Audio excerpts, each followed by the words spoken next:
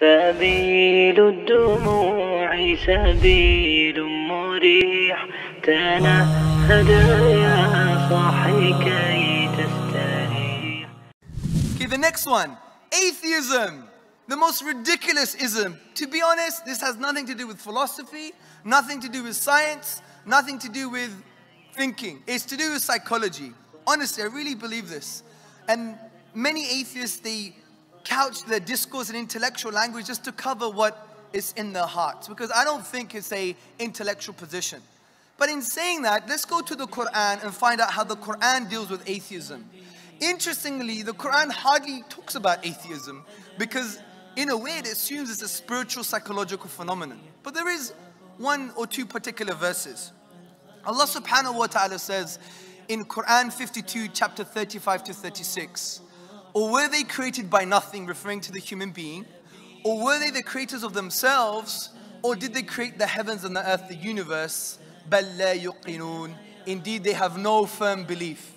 Now this refers to the human being, but the ulama derive logical explanations for things that begin to exist, because it assumes things are khuliqu, meaning they were created, they are muhdath, they came into being. So anything that came into being, that began, you can use this Quranic logic. What's the Quranic logic?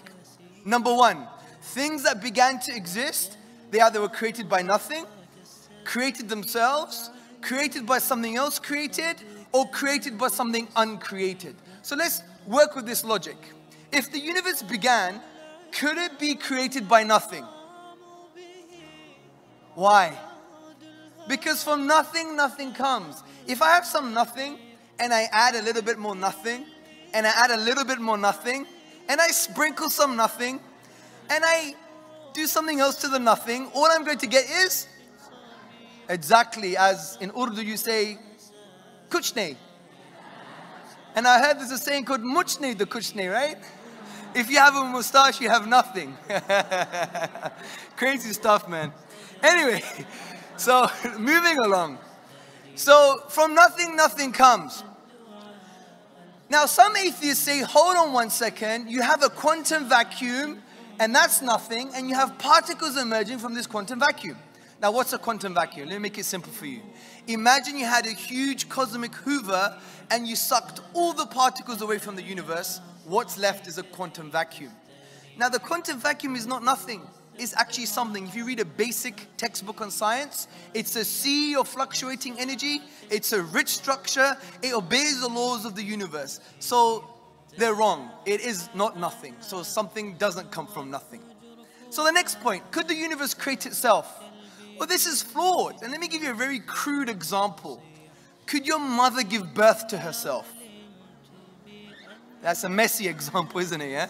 But the point is, this is wrong, right? Because self-creation implies that something existed and did not exist at the same time, which is a philosophical, logical contradiction. So the third point, could the universe be created by something else created ultimately? Well, intuitively, someone may say, well, maybe. Maybe this universe was created by another universe. But there's a problem here. Let's carry on the question.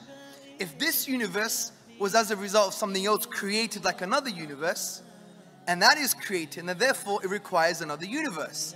And that universe was created by another universe, and that universe was created by another universe, and that universe was created by another universe. If that goes on forever, will we ever have this universe? No. So it shows that there must have been something that's uncreated that brought the whole of creation into being. Let me make this a little bit more simpler for you. Imagine I'm an American Marine and I'm going to shoot a bird. If only they shot birds, right? So, may Allah guide us all. So, if I'm going to shoot a bird, right? In order for me to shoot, I have to ask permission from the Marine behind me.